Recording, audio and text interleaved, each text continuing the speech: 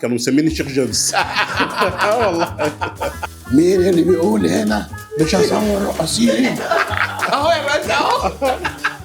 بعت له توكيل يتجوز له عروسه تانية وياخدها يوديها له. عايز يعمل ايه بقى؟ عاوز يعمل هارد ميديا. هو احمد ماهر.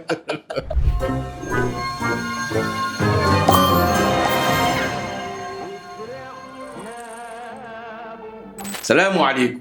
النهارده قعدة صحاب مختلفة تماما. معايا حبيبي وصديق العمر، هقول لكم اتعرفنا امتى كمان شوية. صاحبي وحبيبي، صاحب اكبر شركة من شركات الميديا في المنصورة، وجمعنا في البداية العمل، وبعد كده اتقلبت الموضوع لأخوة وصحوبية. هو اخويا وحبيبي ياسر طلبة. حبيبي يا محمد. يا صورة. الحمد لله حبيبي، ايه النور ده؟ والله يا حبيبي بجد انا يعني مبسوط جدا اني معاك النهارده. اولا انا مبسوط بجد، يعني مبسوط ان انا يوسف اللي بيخرج البرنامج. انا مبسوط، يعني انت عارف انا يوسف عارفه. يعني ده جميل طبعا. وجودي مع حضرتك حاجه جميله وحاجه تشرف، وطبعا احنا نستحق المقدمه دي. يعني احنا حبيبي. يعني شرفنا كله ان احنا عارفينك وان احنا اصحابك. حبيبي ربنا يبارك والله فيك. الامانه، وربنا يبارك فيك يا رب وفي اصحابك. حبيبي. وفي كل البرنامج شفت انا منه حاجات كتير، وكلها حاجات جميله وعجبتني، وكلهم طبعا ناس افاضل. يعني ربنا يشرفني ان انا اكون واحد منهم والله. حبيبي ازاي بأمانة بقى يعني. انت قبلهم كلهم يا حبيبي. الله يبارك لك، ربنا يحفظك. ازيك يا ياسر؟ الحمد لله ايه والله. الاخبار يا سيدي؟ والله انا زي الفل. رمضان عامل معانا ايه؟ نوم خلاص. انت عارف بقى بنعوض النوم بتاع خلصت الموسم بقى وخلاص الحمد لله. بفرغ. ببلطج انا دلوقتي الحمد لله. كنت مع اخوك خاطر من كام يوم كده حبيبي.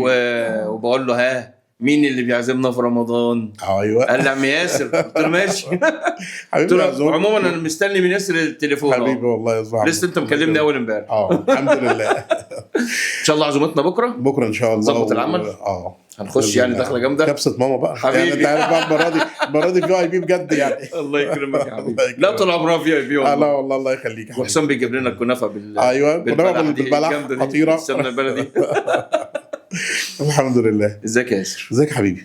الحمد عامل لله. ايه يا حبيبي؟ والله انا طبعا احنا في ناس اصدقاء بينا مشتركين كتير وانت عارف الحمد احنا لله. في قعده صحاب، فاظن ان في ناس كتير جدا في حاجات ما تعرفهاش عن ياسر او مين هو ياسر طلبة، بعيدا عن الميديا بقى وبعيدا عن الشغل حبيبي الميديا برودكشن وكده.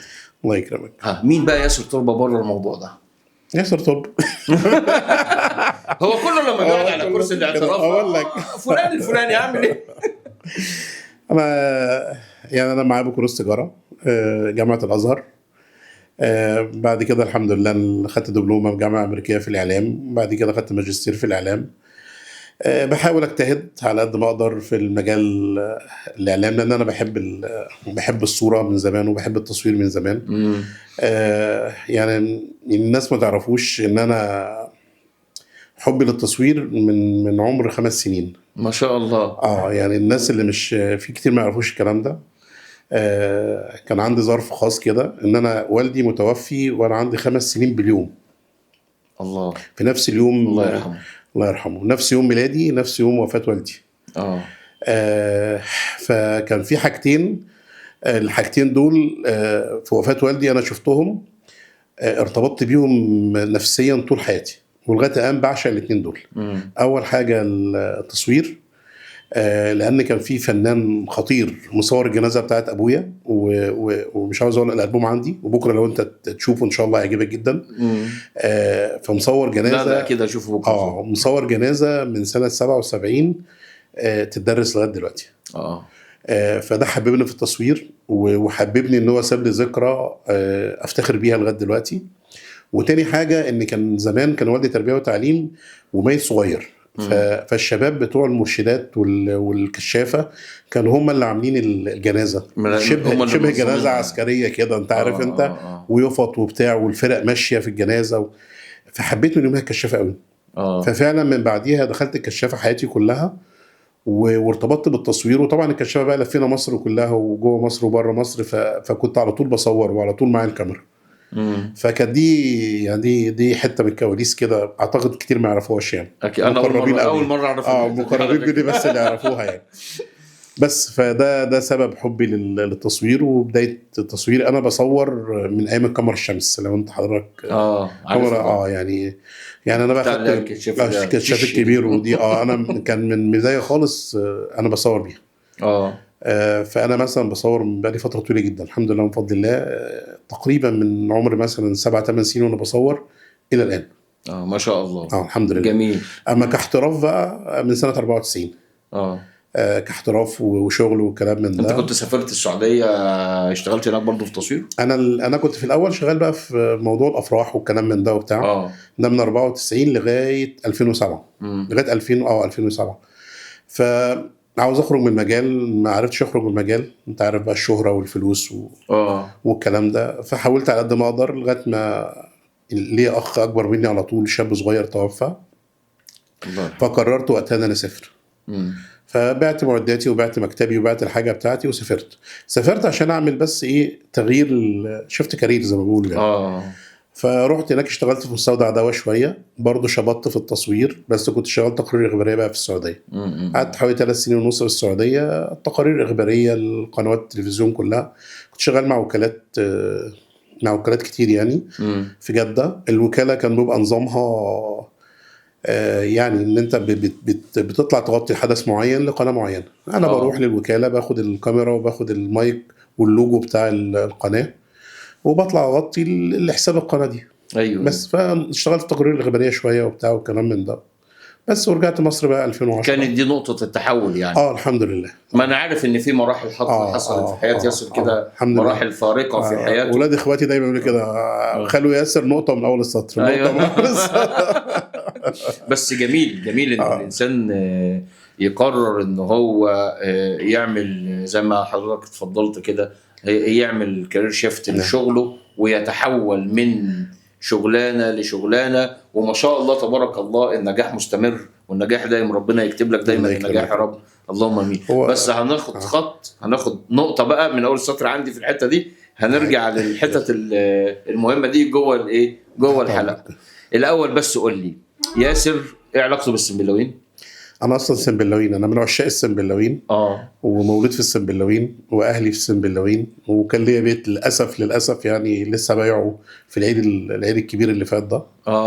خلاص بعت اخر حته في البلد. اخر حته عملت زي لسه المقابر بقى. ان شاء الله نكون فيها يعني. ربنا يديك الصحه والعمر يا حبيبي، ويعني في رداء من الصحه والعافيه كده يا رب. اللهم ربنا يبارك لك. بس انا من عشاق ان انا امشي في السنبلاوين. انا شخصيه بصريه. فانا بعشق الاماكن يعني. انا لما بمشي في مكان انا بحبه وليا فيه ذكريات، انا بكون في قمه سعادتي. فالسنبلاوين بالنسبه لي مصدر سعاده مجرد ان انا امشي في شوارعها. حقيقي هي بقى الطفوله وهي كل حاجه كل حاجه بصراحه، والحمد لله كانت حاجه جميله يعني. الحمد لله. الله يكرمك. طيب ايه الفطار النهارده يا معلم؟ والله النهارده يعني بص انا بعمل محاوله. ما تقوليش خفيف والله لا مش الاجابه دي انا مش بمزاجي والله. بص يعني هو كان في عندي مشكله معينه كده قبل رمضان على طول. فانا رحت لكذا دكتور من حبايبنا، فكانوا بيتعاملوا مع ياسر طلبة حبيبهم. انت فاهم بقى، فكانوا بيطبطبوا عليا. فانا قررت ان انا اسيبهم واروح لدكتور تاني ما يعرفنيش. ايوه عشان ما حدش يطبطب. لا انا كنت بفكر ان هم بيخلعوا مني بصراحه يعني. فبصراحه الدكتور ده اداني شويه كلام. مش عاوز اقول لك يعني هو كان راجل في قمه مش عاوز اقول نغلط، هو راجل محترم مش مشكله. بس هو سودها في وشي عارف. يعني يا عم والله يا عم. فانا من يوميها بحاول ابعد عن السكريات والنشويات والكلام ده. الكلام ده من قبل رمضان على طول، فتره رمضان كده عكينا 2-3 مرات. بس فعلا انا شغال والله على خضار سوتيه ومفيش رز ومفيش حاجه. النهارده بقى ما كانش زهقت يعني، فاخدت قلقاس والله، وانا بحب القلقاس والله جميل كده يعني. كسرت يا ياسر كده كسرت. لا والله ومن غير رز والله من غير حاجه. 4 ايام. والله كانت الحمد لله يعني. بس كان ظرف الصحي تقيل يعني، فانا كان لازم ان انا ابدا اتحرك شويه. ربنا يعينك. عملت بقى بتحاول تعمل برضه زينا كده دايت وبتاع وتفشل هو مش دايت، هو الفكره كلها ان انت يعني ايه اللي يهم مش الوزن الخارجي كمان. ده مشكله عندي في الحاجات الداخليه، يعني انت محتاج ان انت تقلل نسب الدهون على الاجزاء الداخليه والكلام من ده، فده المشكله كلها. ما برضه القصه ده للاسف يعني. الحمد لله انا عارف الكلام ده كويس. بقى لا بالعكس يا باشا والله، لا خالص. لا احنا بكره ملناش دعوه، بكره هنفطر فطار عالمي. لا ده اكيد طبعا، وكل حاجه، وهنكسر بكره هنركن السكر في جنب بكره، وبعدين ربنا يسهل بقى. لا بكره باذن الله كل حاجه. طيب ياسر، الله يخليك. سؤال مهم كده يعني اساسي عندنا في الحلقه، قعده صحاب ولا مع نفسك؟ هقول لحضرتك حاجه، وانت هتحس بكلامي ده كويس قوي. قعده الصحاب القدام جميله يعني، وخصوصا في السن اللي احنا قعدنا فيه ده يعني متودي. يعني انت عارف بقى اللي هي ايه اللي انا بقولها لهم كده، انا اسف في اللفظ ده، اصحابي اللي انا اعرف اقلع قدام منهم ما اتكسفش. ايوه انا اسف في اللفظ، بس هو ده. لا ما دي حاجه يعني هو ده اللي انا اللي هو ايه، اللي هو انت من زمان مع بعض ابتدائي واعدادي والكلام ده. وانا كنت فعلا كنت مع اصحابي لسه اول امبارح رحنا شقه واحد صديق يعني صاحبنا في جمصه، وايه بقى سمك بولتي وحاجات بسيطه يعني مش شرط تكلفه. عملنا صينيه وعملنا مقلي وكلنا ومزاجنا حلو جدا جدا جدا. احنا بنعملها كده دايما، انا باخد اجازات كده وافصل مع اصحابي. فدي كانت يوم، بس بصراحه كان في منتهى الروعه يعني. بيجدد لك الدنيا وهم بقى نفسهم انت عارف اللي هو بيتقبلك باي حاجه، اللي انت بتتكلم قدام منه وانت مش شايل هم ان هو يحسب عليك كلمه، يحسب عليك لفظ، هو فاهمك. بتقلع ما ده اللي انا بقوله لك بقى، ده اللي انا بقوله لك بجد. ان انت فعلا الناس دي خلاص هو عارفك يعني. اصحابي دول يعني سامح مثلا، سامح البرماوي صديق ليا من واحنا في شارع واحد مولودين مع بعض ومتربيين مع بعض. سامح البرماوي ده صاحب فضل وصديق عمر يعني كل حاجه والله. ربنا يحفظه، الله يكرمه.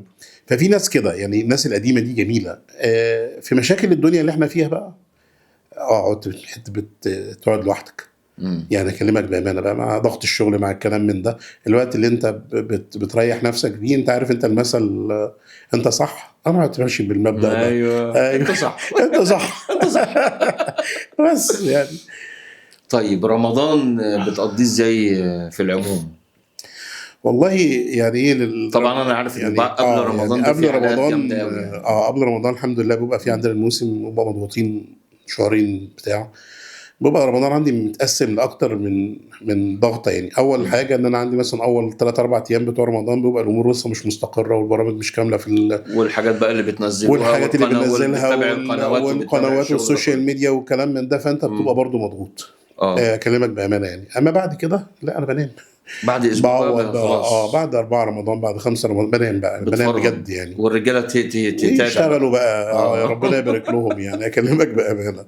بس حد حبيبي عزمنا في حاجه بنروح، حد كده احنا عازمين حد يعني بقى شغل الاسري بقى بنشوف اهلنا ونشوف عيالنا ونشوف قرايبنا ونشوف حياتنا والحمد لله. وبرضه اصحابك بتعزمهم، اصحابي اساسا طبعا العزومه الرئيسيه دي طبعا بقى لنا ما شاء الله 8 سنين اهو حافظين عليها. الحمد لله والله. ربنا يديمها نعمه يا رب. يا رب ربنا يديمها نعمه.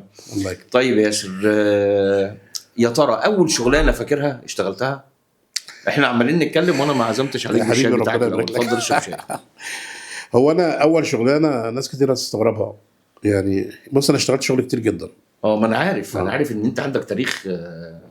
الله تسلم يا يوسف والله. حاجه جميله. ولا انت اللي عامله يا مازن؟ لا يوسف المخرج بنفسه عامل لنا ايه الحلاوه دي والله. مظبطنا اهو. الله مظبطنا يا ابني. الانتاج صارف. لا خد بالك جايبين مجات وجايبين بتاع وعاملين شغل يعني. لا يا عم والله ما شاء الله اللهم بارك. بص احنا في حاجات اشتغلتها مساعد، وفي حاجات اشتغلتها بيزنس ليا. مساعد دي من اعدادي حصل. كان عندي دكتور ماجد اخويا الكبير، طبعا ده اللي مربيني بعد والدي متوفي عندي 5 سنين. فدكتور ماجد ده ابويا واخويا الكبير وكل حاجه في حياتي يعني. ربنا يديله الصحه ويبارك فيه يعني. بنديله كل التحيه والله ده برضه تعظيم سلام يعني. ربنا يبارك له يا رب ويحفظه. امين يا رب. كنت بشتغل معاه في عدد البطاريه. اشتغلت ايه بقى؟ اشتغلت كل حاجه. اشتغلنا في التحصينات بتاعه الفراخ والكتاكيت، كنت بطلع حصنهم. اشتغلت في مشروع بتاع الكسب والعلف بتاع المواشي. اشتغلت في اعلاف الفراخ والحاجات دي. اشتغلت مثلا اسبوعين مع محمد اخويا الله يرحمه في النقاشه. كان برضه فتره في حياته كده قبل ما وهو في التعليم. اشتغلت ايه تاني، اشتغلت مثلا فتره برضه مع محمد اخويا بعد ما عمل شركه الدشات، اول ما الدشات ركبت يعني. اشتغلت معاه اسبوعين برضه في الدشات وبعد كده سبتها. اول بيزنس ليا بقى عملته كان في الثانويه. انا ازهري، فكان عندنا ايامينا الثانويه 4 سنين مش 3. الثانوي كان 4 سنين. 4 سنين فانا لما خلصت كنت بتلبس بقى لا والله مع انها شرف ليا يعني، بس ما كانش عندنا والله. والله. وكنت انا بقى الوحيد اللي كنت بلبس جينز في المعهد، كانوا مسميني الشيخ جينز. والله. والله كان شعري طويل يعني، يمكن الحاجات الغريبه اللي محدش كان يعرفها يعني. انا كنت شعري طويل قوي من ورا برضه طويل جدا. والبنك بتاع زمان ده وصف الخواتم الله والجينز، فيعني كان المدرسين مسميني الشيخ جينز. كده. اما انا طبعا يشرفني يعني يعني انا من الحاجات الجميله في حياتي ان انا ازهري بجد يعني. الحمد لله يعني. بس فاول حاجه بقى لما جيت اطلع الجامعه اخدت فلوس من والدتي عشان اشتري بليزر. تمام.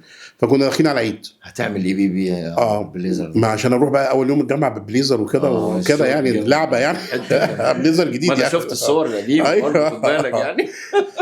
فواحد صاحبي بقى بيته كان جنب السينما بتاعت السنبلاوين اياميها يعني. وقدام منه موقف. نزلنا ترابيزه السفره من عنده ورحنا اشترينا لعب اطفال وفرشنا بيها وقعدنا نبيعها. والله العظيم. ماشي. وكسبنا جامد يعني. يعني كسبنا وجبنا الهدوم بتاعتنا وجبنا حاجات الرزق في التجاره. كان ده اول بيزنس ليا. ليا خاص يعني. اما انا بقى كمساعد لا اشتغلت مساعد كتير يعني. طب بعد كده بقى قمت شغال في ملابس الجاهزه مع ناس اصحابي. كنت بجيب ترنجات. كان في زمان ترنجات هوك كده، فاكر انت الموضه بتاعت الترنج هوك ده؟ كنت اطلع اجيبه من المحله وابيعه. اجيب الترنج ب 30 جنيه وابيعه ب 35 جنيه وكانت لعبه يعني.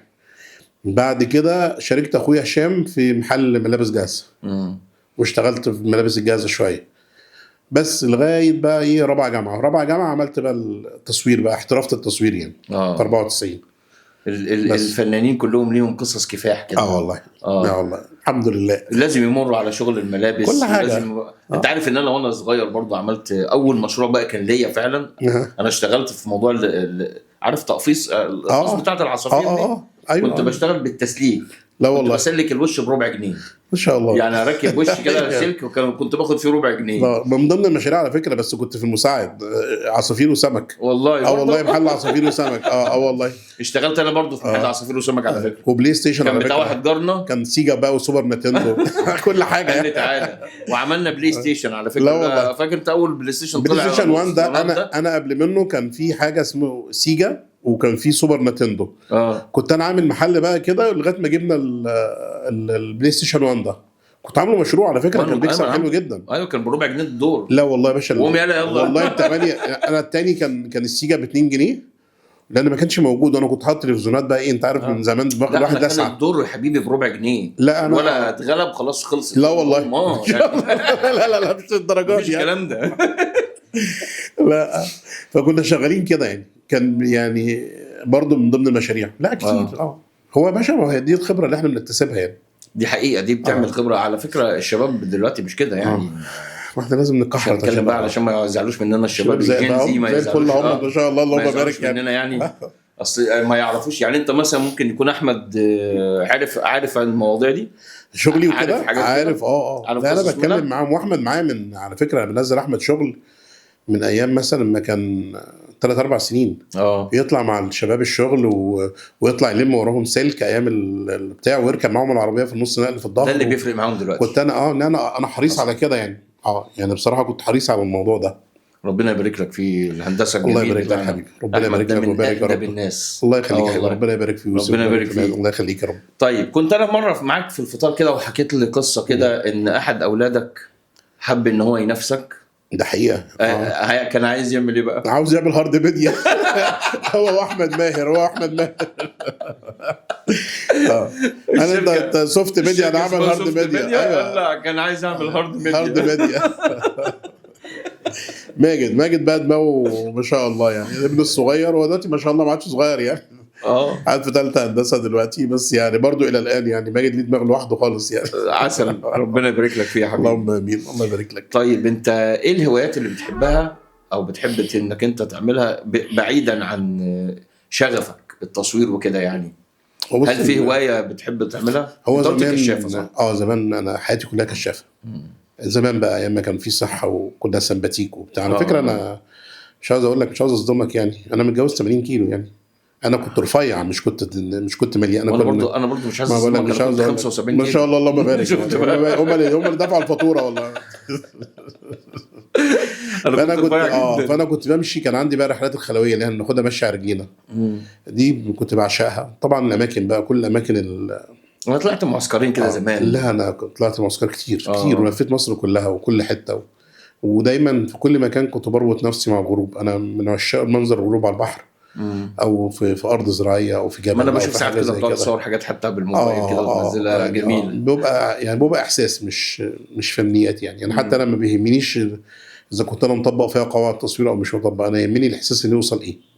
بس ياسر، عايزك تحكي لي موقف طريف حصل معاك اثناء ما بتعمل بقى التصوير. طبعا انا عارف ان في موقف كده اول بتطلع كده ايه في النص تهلك من الضحك بعدها يعني، فعايزين كده موقف او اتنين تكون فاكره. طب اقول لك، كان في موقف ظريف قوي ايام الجاهليه يعني، انا بسميها ايام الجاهليه. كنت بصور افراح. كان في عندنا مصور فيديو، حد ملتحي وحد محترم قوي بالسن باللوين، وكان بقى ايه، جاب لي فرح، قال لي اطلع ياسر المكسر وبتاع. فانا طبعا مش فد اخوانا، انا حتى زمان ايام الافراح ما كنتش بصور رقاصين. كنت كاتب دايما كده عفوا انا اقوم بتصوير حفل بيه رقصات وبتاع.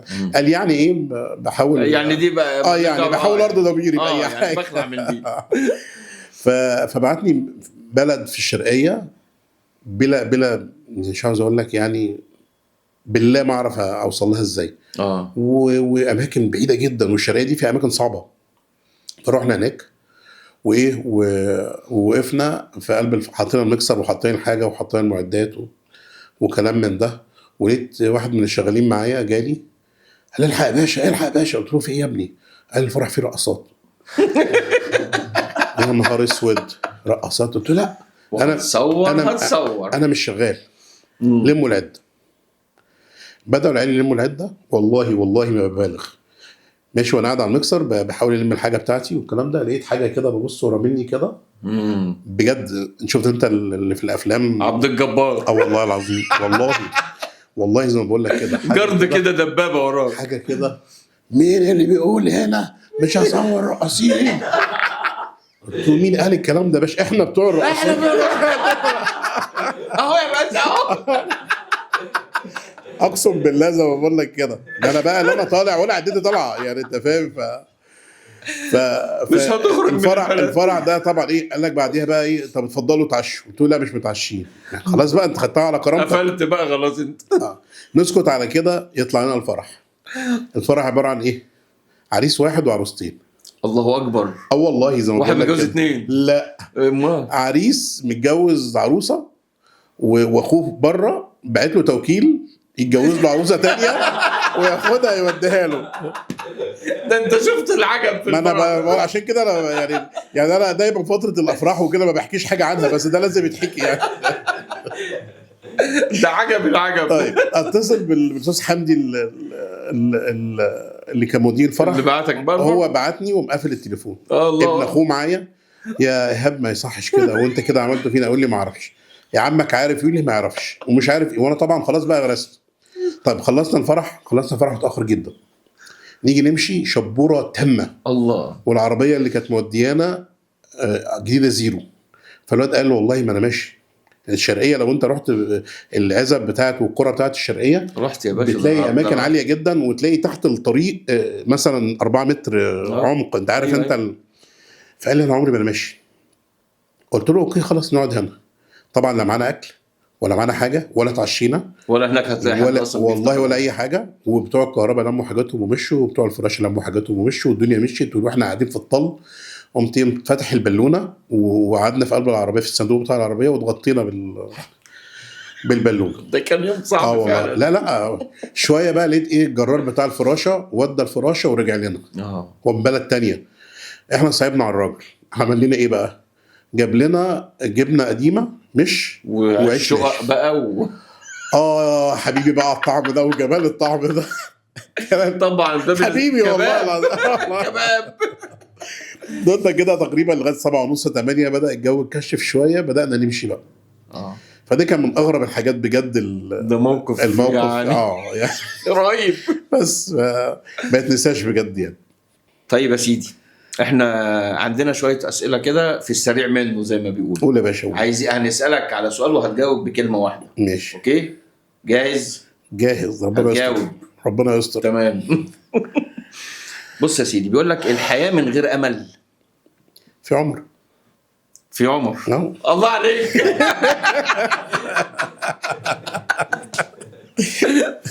طيب يا عم ياسر، الحياه من غير حب؟ لا صعبه دي بجد يعني. لا، الحياه من غير حب صعبه بجد. تمام. الحياه من غير صبر؟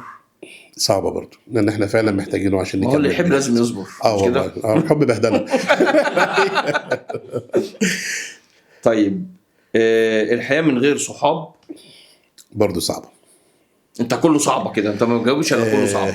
ما في ناس ليها قيمه يعني. انت انا كائن اجتماعي، ما اعرفش يعني. بص ممكن انا ما يهمنيش الوضع اللي انا فيه قد ما يهمني ان انت تكون يعني. انا ممكن ان انا ازعلك دلوقتي. ممكن يكون موقف بسيط جدا، انا بقعد اقلب نفسي عليه مثلا يوم واثنين وثلاثه. ده يمكن الناس ما تعرفوش يعني. ممكن انا انفعل في وقت معين او كده، واحيانا في ضغط شغلنا بننفعل. بفضل أأنب في نفسي وببهدل في نفسي بهدله جامده جدا. ليه؟ لان انا ما بحبش حد يزعل مني. طول عمري متعود ان انا في وسط يعني الكشافه والكلام ده عودتني ان انا في وسط فريق. في وسط ناس، وكل واحد له قيمه، وكل واحد لازم تحافظ عليه. ياسر مدير ناشف خالص. ان انا مدير مرحرح قوي. يعني انا كاجوال بزياده يعني. يمكن انا من عيوبي ان انا حنين. يعني مدير حنين بجد. لا هي الحنيه دي في جديد. وانا بقول لك يعني ده مشكله يعني. احيانا الناس بتستغلها ضدي. المدير الحنين رزق. ما هو رزق ليهم بس يعني. بس يا رب. شفت الولد؟ واضح يا ابني والله. يلا معلش. طيب اخر سؤال في الفقره دي، الحياه من غير عباده؟ برضو ضلمه للاسف يعني. ده الحاجه الوحيده دي بقى اللي فيها كل حاجه. يعني العباده هي اللي فيها الحب وفيها الصبر وفيها ومن اسوأ الابتلاءات. انا اسف ان انا طولت عن كلمه واحده. لا بس اسوأ الابتلاءات بجد. انت قلت الكلمه التعقيب براحتك. ان انت تبتلى في عبادتك. للاسف يعني. واحنا للاسف احيان كتير جدا الدنيا بتاخدنا بتخلينا نقع وقعات كتير. فربنا يا رب يسترنا في الدنيا وفي الاخره ويجعل تحت ستره ما يرضى به عنا يعني. امين. ياسر، انت بتتعامل مع الجيل اللي هو تحت عنوان جينزي، تمام، والفا كمان يعني. حصلوهم يعني واشتغلوا معاكم كده. هل انت ملاحظ ان بشكل عام في نقطه بقى العباده دي، لانها دي مهمه في النقطه دي، هل الشباب كتير جدا بيأثر في الباب ده؟ بالصبر عليا يا استاذ محمد. الناس دي في شباب كتير منهم مغريات الدنيا. اولا بص يعني ايه، الدنيا صعبه يعني. الدنيا بالنسبه لهم اصعب كتير جدا من ايامنا. يعني احنا بالنسبه لنا انت عارف انت ايه، زي ما اكون مثلا في السعوديه كده. فايام ما كنت هناك في السعوديه، لو انت مالكش مزاج تصلي الدنيا كلها داخله تصلي.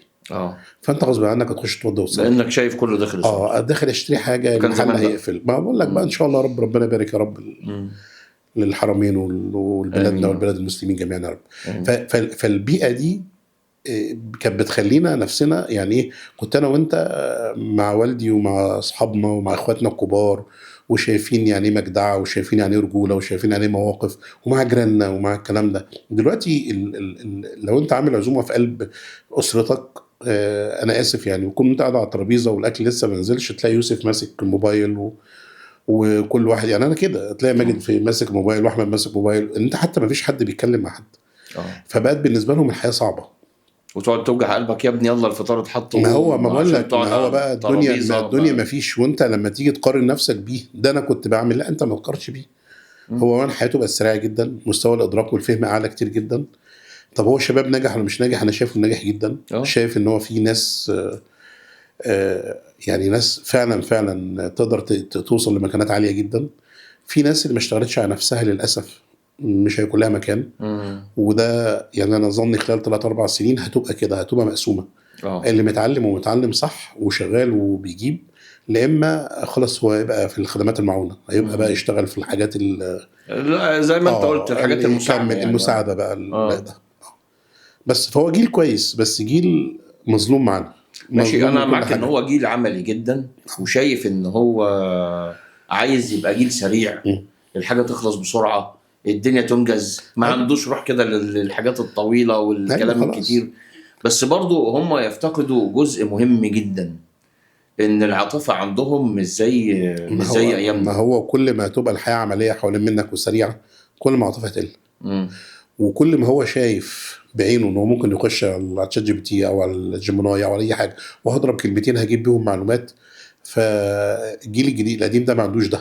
فهو انت بالنسبه لي ما عندكش معلومه، انا بالنسبه لي معلومه، انا بعرف اجيب معلومه احسن منك، فما بيسمعش. مع ان مشكلتنا مش في المعلومه، مشكلتنا في الخبره. ان انا ممكن ما يكونش عندي معلومه زي شاب صغير، بس انا عندي خبره في الحياه اكيد اثرت فيا، واكيد ادتني سكه اعرف امشي بيها. هم للاسف النقطه دي عندهم مش شايفينها. هي دي الخطوره. ودي الخطوره بقى. دي الخطوره في ايه؟ في ان انا حتى لو ببني بيزنس، واخد بالك، معلش هو الكلام خدنا بقى الحته الجد دي، بس دي بما ان احنا عندنا خبرات كتيره جدا في المجالات.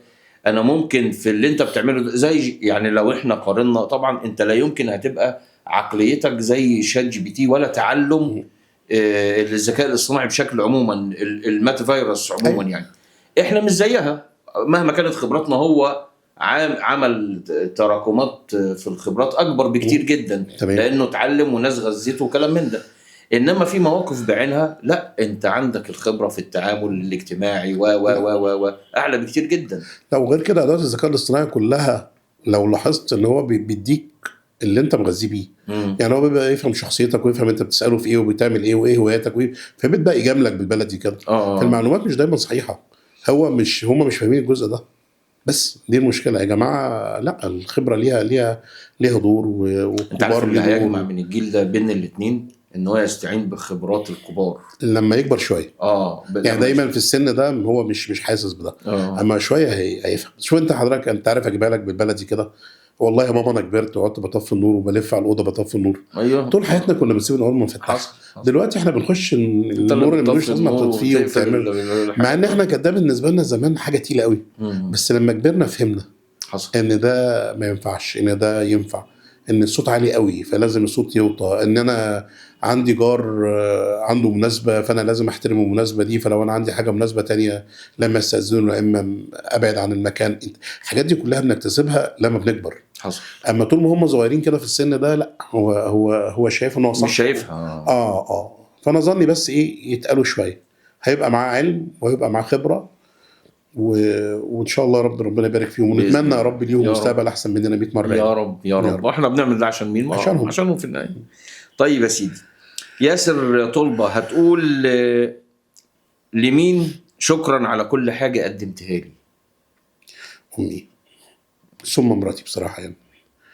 بس امي كل حاجه يعني. اكلمك بامانه يعني انا والدي متوفي وانا عندي 5 سنين. انا قلت لك امي متوفيه وانا عندي حاجه و40 سنه. انا حسيت باليتم لما امي ماتت. حصل.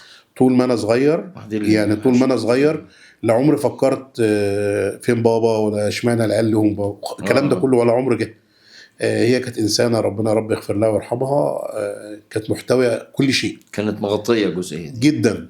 وكان حد سابق جيله، وكان حد بيفهم، وكان حد متعلم، ولغايه الان نصايحها انا ماشي بيها. انت عملت لها برنامج كده عملت الشخصيه بتاعتها حكايه تيتا ليلى يعني. ما شاء الله. حاجه جميله والله. الحمد لله. ويعني ربنا يكتبها لها كده برا بيها ان شاء الله. يا رب وفي ميزان حسناتها باذن الله يا حبيبي. اللهم حبيبي. طيب ياسر هيقول شكرا على مساعدتك ليا. والله اكلمك بامانه يعني، لا في ناس كتير جدا ساعدوني في حياتي. يعني ناس كتير. الدنيا مش كلها، يمكن احنا كنا بنتكلم مش كلها حاجات حلوه يعني. ويمكن احنا بنضحك وبنهرج وبندي للناس نجاحاتنا، وزي ما احنا بنقول كده نقطه من اول السطر ونقطه من اول السطر. دايما نقطه من اول السطر هي بتبقى نقطة، دي مرحلة من مراحل الفشل، أو في وجهة نظرنا في الوقت ده فشل. ومن أول السطر بتبقى بداية جديدة، أكيد بتبقى فيها حاجات صعبة جدا، وبتمر بأيام صعبة جدا لغاية ما تبدأ تاخد كيرف من تاني وتبدأ تطلع. فأولا شكرا لله سبحانه وتعالى اللي وفقنا في حاجات كتير، ودايما كل ما المسار بيروح في حتة بيجبرنا على تعديل، وانت ان شاء فاهم. الله. شكرا لزوجتي اللي عاشت معايا ايام كتير حلوه وايام كتير مش احسن حاجه. شكرا لاصحابي اللي في حياتي زي عظيمه كده، حبيبي اللي قعدني قعده جميله وبحبها، والله حبيبي. شكرا بجد، مش حبيبي والله مش بجاملك يعني. شكرا لكل واحد ابتسم في وشي في يوم، شجعني في يوم، قال لي كلمه حلوه في يوم. بس انا يعني تمام. طيب شكرا على نصيحتك الغاليه. في كده نصيحه بتبقى في مره هي الفرق في حياه البني ادم. دكتور ماجد اخويا بصراحه. ربنا يبارك لك فيه. دكتور ماجد يعني بصراحه من يعني طول حياته نصايح كتير. يعني نصايح كتير جدا، يعني نصايح كتير انت قلت هو قام بدور الاب. هو اب مش قام كمان يعني بصراحه. هو اب ربنا يبارك لك اب بالمعنى النفسي والمعنى المعنوي والمعنى المادي ولغايه الان. يعني انا بقول لحضرتك انا اول ما خلصت الموسم وكنت لسه بقى بشطب والكلام من ده، وفضل 4-5 ايام على رمضان فانا ميت يعني. العربيه جابت مكنه. الله اكبر. خير الحمد لله. فطبعا انا مش فاضي يعني، مش فاضي اروح. الناس بتوع الميديا دول عرضه كده، ما بقول لحضرتك ده خير، ده خير الحمد لله.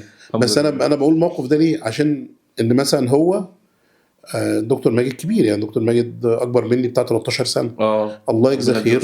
بعت ابنه خد العربيه، هو اللي راح وداها وهو اللي عملها وهو اللي والله ما بهرج، وهو اللي صلحها، وهو اللي قعد عند الميكانيكي، وهو اللي ودى المخرطه، وهو اللي رجع، وهو بعد ما خلصها راح ودى لبتاع الداتير. انا ما بعرفش حاجه في الحاجات دي كلها. الله يجزاه خير.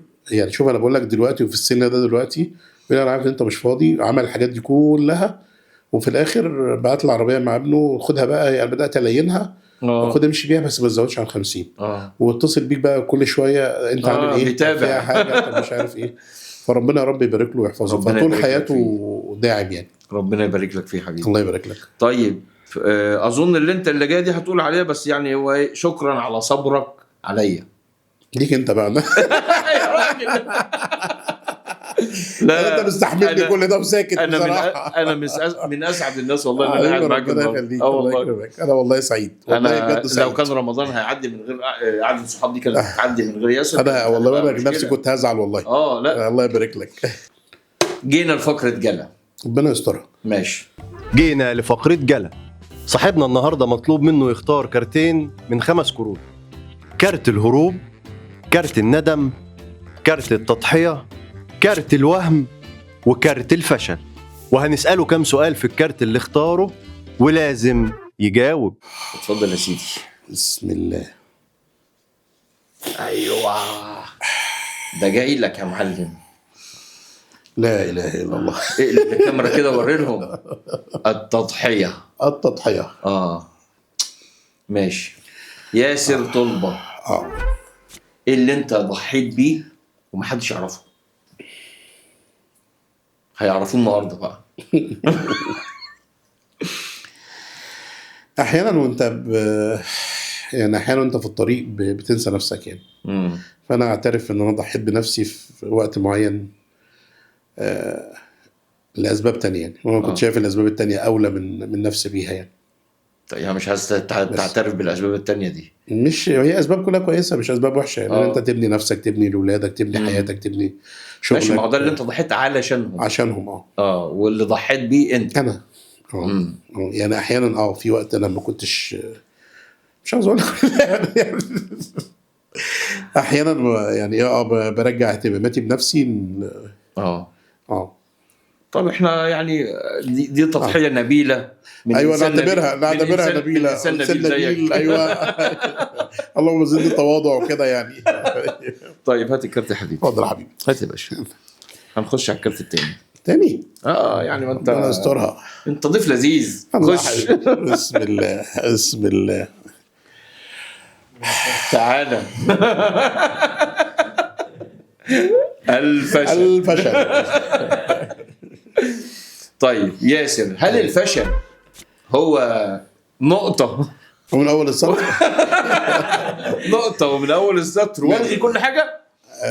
لا، انا على فكره كل نقطه ما كانتش على فشل.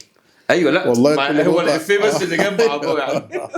كل نقطه والله كانت على مشاريع ناجحه جدا او أيوة. ناجحه بمفهومها، ايوه بس انا بالنسبه لي كنت ما كانتش اللي انا عاوزه. ما انا اعرف ان انت ايام مثلا تصوير افراح كنت ناجح جدا في المجال. الحمد لله يعني. ونجم بقول لك ساطع يعني فيه. بس الفكره كلها ان انت ما كنتش عاوز الكارير ده، ما كنتش عاوز تكمل فيه يعني. بس الفشل، في فشل في طبعا في فشل في حياتنا كتير.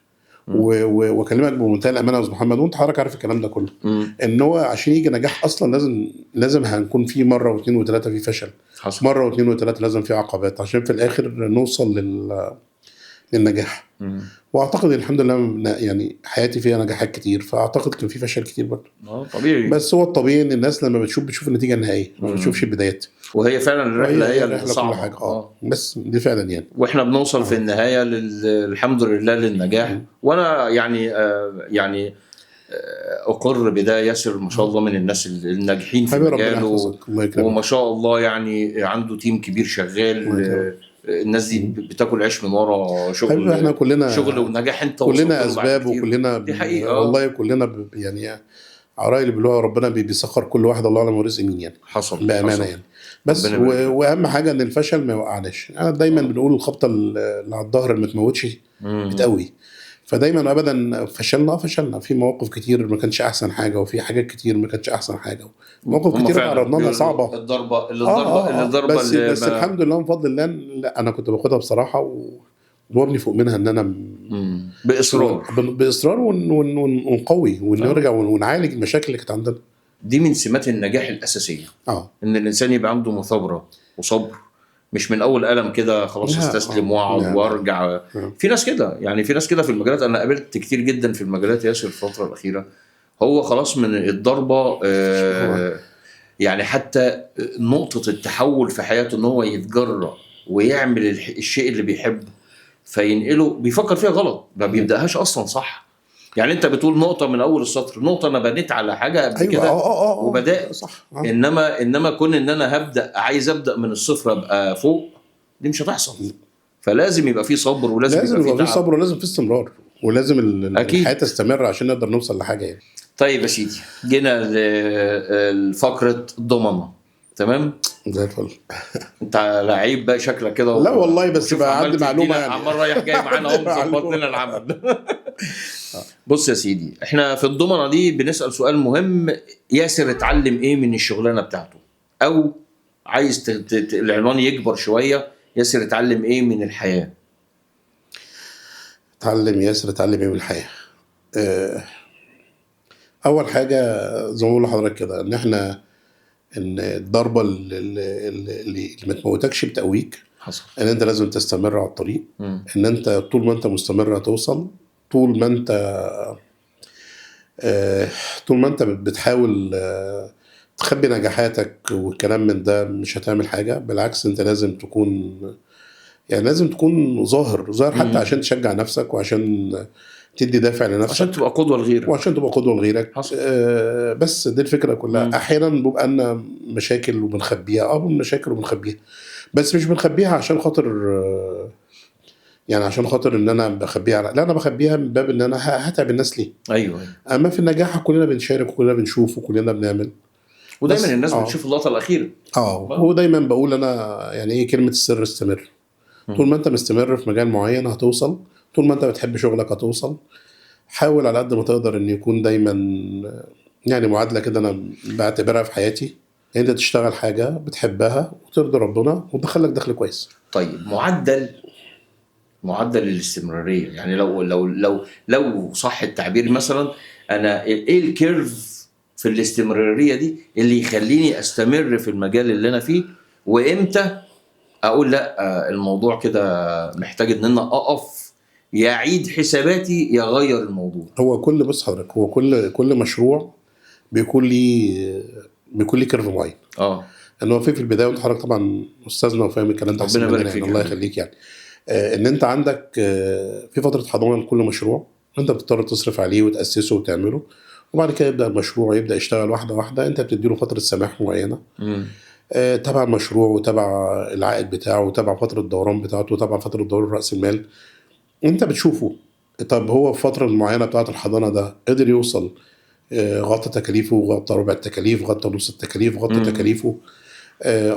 ماشي. طيب انا دلوقتي لا، انا شغال على مشروع والمشروع ده يعني حاولت فيه مره واثنين وثلاثه واربعه مفيش، ابدا اقف مع نفسي واشوف ايه الاخطاء بتاعتي وايه الحاجه بتاعتي، احاول اعدل في الاستراتيجيات بتاعتي. ما كانش ده ولا ده ولا ده ولا ده، خلاص ساعتها اخد قرار. يعني انا زمان كان عندنا دكتور حسام الغزالي حبيبي واخويا.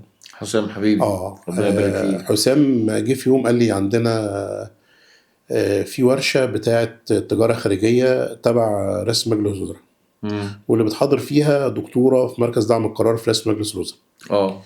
فرحنا. دايما بحب الاداره وبحب علم النفس، فدايما انا بحضر حاجات زي كده يعني. فرحنا اول يوم كنا عدد وكان في يوم تاني للورشه.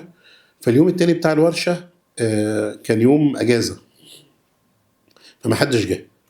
كنا موجودين مثلا، كان في معانا ناس اونلاين وكان الاوفلاين اللي موجودين معاها كنا حوالي مثلا 3 او كنا 3 تقريبا.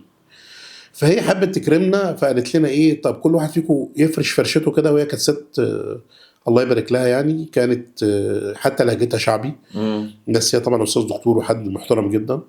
قالت كل واحد فيكم يفرش فرشته ونشوف نتكلم مع كل واحد عن شركته يعني. فانا فرشت الشركه. بقت هي تسالنا اسئله غريبه جدا يعني، الشركه وعملتها ليه وانت ايه خبرتك في المجال وكل الكلام ده جميل. بعد كده طريقه التوظيف اللي انت وظفت بيها الناس ومش عارف ايه. في التوقيت ده كان عندي واحد من الموظفين انا بعتبره ابني فعلا يعني، انت فاهم وايه بقى يعني اولا بحبه جدا وفي نفس الوقت بديله كورسات وبدعم فيه وكلام يعني. من ده بقول لك ابني استثمار يعني. فقالت لي ده اول واحد هيسيبك. هي دكتوره قالت انت عشان لما اخترته بالعاطفه ما اخترتوش بالعقل. وفلان ده هيكمل معاك وعشان تحفزه خوفه. وفلان ده حفزه ان انت تدعمه نفسيا وكلام. وفلان ده حفزه ان هو ايه ماديا. يعني كويس ان الناس ما جاتش. لا بقى الاخطر من كده يا استاذ محمد مش ده. الاخطر من كده قالت لي وريني نمو الشركه بتاعتك. ففرجتها الشركه بتاعتي اول سنه 25%، تاني سنه بقت 40%. قالت لي انت متوقع كام نتيجه مكسب السنه دي وبتاع؟ متوقع 75%. والله كده لقيتها بقى ايه بتزعق ليا جامد جدا، تقول لي نيفر. فيها ستي الله يبارك لك، فيها حاجه بتهدي. بتهدي والله يا جراز محمد. رزعت الترابيزه. قالت تفكيرك كله غلط. طب حضرتك ايه المفروض اعمله؟ قالت لي انت عامل خطه للشركه؟ قلت لها قالت طيب انت دلوقتي لو فاتح محل ملابس؟ قلت لها وقالت لي جت النصوره اللي قدام المحل ضربت. قلت لها جميل. قالت لي قعدوا يصلحوها 4-5 ايام. قلت لها تمام. قالت لي كم واحد يخش لك المحل؟ قلت لها ولا واحد. قالت لي طيب في عوامل خارجيه بتجيلك لازم المخاطر تعمل مخاطر. ولما تيجي تعمل خطه بالنمو العادي اللي انت عامله ده، وتعمل خطه بلان بي بالمخاطر، بلان بي بالاحلام اللي انت بتحلمها، وبلان سي اللي هي بقى الورقه اللي هتحط في الدرج اللي هتطلع لما يكون عندك حاجه خارجيه انت مش قادر تاثر فيها. ولازم تبقى انت فاهم انت هتعمل ايه في المخاطر دي. فانا فعلا عملت كده. قمنا مغبوطين في ايه بقى؟ في كورونا. طبعا كورونا يعني انت عارف بقى تيك تيك تيك تيك البيبان كلها قفلت. تيك كل تيك الدنيا قفلت. حتى لو حضرتك فاكر كنا بنشرب قهوه مع بعض في فاصله. وقعدت اتكلمت معاك وقلت لك ايه لازم نغير الشغل بتاعنا ولازم نخش في حصل. قلت لي طب نخش في ايه؟ قلت لك ممكن نشتغل على شريحه الدكاتره، ممكن نشتغل في المنتجات، ممكن نشتغل مش عارف في ايه. وقعدنا اتكلمنا مع بعض اليوم ده. هو كان في الفتره دي تقريبا. وسبحان الله هو ده اللي طلعنا من الازمه. يعني ده طلعنا من الازمه الحقيقه. انت حضرتك خدت مجال المنتجات الشغل ايامها. مش عارف انا كنت قبلها بشويه صغيرين، قبل كورونا بشويه كان عندي عميل فعلا وشغالين اونلاين. تمام. والعميل ده يعني كان الشغل فارق معاه جدا قبل كورونا. يوم ما كنا بنفتتح محل جديد خده بالتوصيات يعني يوم ما كنا بنفتتحه يا ياسر كان اول يوم بيقفلوا فيه المحلات في المنصوره. كل حاجه. ايوه. تمام. الراجل ده اشتغل السنه دي، السنه الاولى في كورونا دي اشتغل فيها شغل هو ما اشتغلوش في حياته. سبحان الله. ليه؟ لان احنا اشتغلنا فعلا بتدابير ان احنا خلاص طالما كده يبقى لازم احنا. انا كنت بقول له اصلا انت عشان كنا شغالين قبلها قبل كورونا في الاونلاين، ودي كانت ميزه كويسه. لما جت لان طبعا الشغل عموما بعد كورونا اصلا كله بقى اونلاين، كل حاجه، كل التفكير اختلفت تماما، التفكير كله اختلف. ايوه. فده بقى كانت بصراحه كانت تجربه مهمه جدا، وسبحان الله يعتبر تفكيري من بعدها اختلف تماما. والست دي ربنا يا رب يبارك لها ويجزاها خير، هي فعلا اثرت في دماغي جدا، ولغايه الان انا بمشي بدماغها يعني. لغايه الان الكلام اللي هي قالته لي مع انه كان يعني نشكر حسام الغزالي على ده. لا حسام ليه افضل كتير في حاجات كتير على بصراحه الحته الجميله دي. ربنا يبارك لك يا حبيبي. الله يبارك لك. طيب يا سيدي، احنا دلوقتي جينا لفقره رازع ولا نص. الدور ده صاحبنا هيسحب ورقه من صندوق المفاجآت. يا ترى الورقه فيها ايه؟ اتفضل يا استاذ ياسر. يا رب سترك. خش يا معلم. الله، اللي كاتب خطه حلو قوي. ماشي حلو. ماشي. الخط حريمي ما شاء الله. هني عليك انت. بقول لك يا سيدي ايه، بيقولوا ان ياسر عمل مناقشه مع تشات جي بي تي واتفقوا انهم ينسوا اي خذلان او عدم رد جميل. لا والله، ده عملت المناقشه دي مع نفسي. شات جي بي تي قال لا، شات جي بي تي قال لا ادي كل واحد بس عملتها يعني. عرفت بقى ان احنا مراقبينك. ايوه. بس بصراحه يعني اكلمك بامانه، يعني ما اعرفش. يعني انت حضرتك انا شخصيه مش بحب حد يزعل مني، حتى لو اللي قدام مني كان غلط فيا. يعني انت عارف انا ايه. أيوة. بتابع انا السياسه دي، حتى لو على اسوأ الفروض مش هيبقى في علاقه، يبقى في سلام عليكم وكل واحد في حاله وربنا يعني الحد الادنى الله يبارك له، وكل واحد ربنا يبارك له في حياته وبتاعت. اما فعلا ده اساس يعني، وخصوصا يعني انت بتيجي مثلا في نص شعبان فعلا بيبقى انت عايز تصفي المواضيع. يعني عايز بقول لك حاجه، انت عندك بلاوي كتير قوي فمش طالبه كمان. مش طالبه يعني ربنا يسترنا يعني. ربنا يسترنا، ما انا بقول لحضرتك يعني. طيب تعالى يا سيدي خش. بس يا سيدي تاني يلا يا رب مقصر. يا رب سترك. الحاجات السسبنس دي ايه. بقول لك بيقولوا انه هيقعدونا في البيت ويحل محل المخرج والمصور والمونتير. لا انا خلاص، انا الاي اي يعني. لا بص، انا مؤمن بحاجه، ان الاي اي مش هيقعدنا في البيت. هو الاي اي هيخلي مش عارف اجيبها لك انا يعني. دي فكرتي اصلا للدكتوراه، ربنا يعيننا بس ونعرف نعملها. انا يعني مشروعي في الدكتوراه ان انا بحاول هيبقى تاثير الاي اي في صناعه الميديا في المستقبل يعني. فاللي انا شايفه مش كده، اللي انا شايفه ان هيبقى في مصور بيفهم في الاي اي، في مونتير بيفهم في الاي اي، في مصمم بيفهم في الاي اي، هيقوم بعمل 10 صح. وساعتها هو هياخد كويس جدا وهيقبض كويس جدا. وهيوفر على المكانه او على المؤسسه او الشركه اللي هو شغال فيها مبلغ ضخم جدا. حصل. بس هو كده الاي اي لازم يكون في حد شغال. طيب عشان كده انا دايما حريص ان الناس تتحرك والناس تتعلم. ليه؟ هتفرق معاه شخصيا هو يعني. حتى انا كنت بدي مثل لصديق ليا، فكان بيتكلم معايا بيقول لي علمني ابني التصميم والكلام من ده وبتاع. كان يا ربي ما كانش تصميم، كان بنته كاتبه سيناريو. فبقول لي خدها وعلمها وبتاع والكلام من ده. قلت له حبيبي علمني اي. قال لا انا شوف البنت كاتبه والبنت موهوبه وحد شافها ووراني السكريبت كاتباه ظريف جدا وبتاع. قلت له بص، قمت داخل على شات جي بي تي وقلت له مش هدخلك على جيميناي ولا هدخلك على كذا، هدخلك على شات جي بي تي. ويعتبر دلوقتي من الاي اي الحاجات القديمه يعني. قمت كاتب له عناصر، اكتب لي سكريبت كذا كذا كذا، مده الفيلم كذا، وضع كذا، وشخصيه كذا وشخصيه كذا وشخصيه كذا. قام كاتب له السكريبت في دقيقتين. قلت له حبيبي ده بنتك قاعده تكتب فيه قد ايه؟ انا قاعد تكتب فيه بتاع اسبوع. قلت له عشان كده بقول لك علمها اي اي يعني. السيناريو ما عادش ينفع. قلت له لا، هو ينفع بس الدماغ اللي تغذي. بس الدماغ اللي تغذي. قلت له انا ما عملتش حاجه، انا دلوقتي كده. قلت له بنتك دي كان موهوبه روعه من 3-4 سنين، اما بنتك دي كمان سنتين ملهاش قيمه. بس فده برضو هينطبق على كله. الموهبه تنفع امتى؟ تنفع في التغذيه، ان انا ادي البرومبت الكويس، بس اعرف ازاي اكتبه، اعرف اديله اصلا المعلومه عشان يطلعها لي. ما هي دي كل القصه اصلا. هي دي وخد بالك فن. واحنا النهارده لما بنقول الموهوب في المساله لما بيدي برومبت كويس، عارف ايه اللي بيحصل؟ ان الذكاء الصناعي بيتعلم منه اصلا وبيطور، وبعد كده لما حد بيطلب منه حاجه قريبه بيديها له بالموهبه.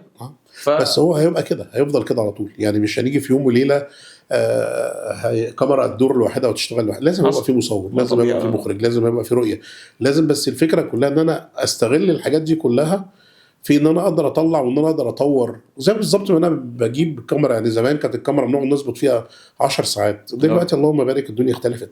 كان زمان الكاميرا يعني انا ايام ما كنت في السعوديه البطاريه كانت 7 كيلو ونص على كتفك، كاميرا قد كده، وشيل سوني 350 وبطاريه قد كده وشيل وحط، ما حدش. فالفكره ان انت تكون قابل او عندك مرونه للتطور. ماشي يا حبيبي. طيب يا سيدي، احنا كده وصلنا للفقره الاخيره. ربنا يا رب يعديها لنا على خير ان شاء الله. بص يا حبيب قلبي، هات الورق عشان ما يضايقكش حبيبي. تسلم. دلوقتي وصلنا لفقره كامبوند.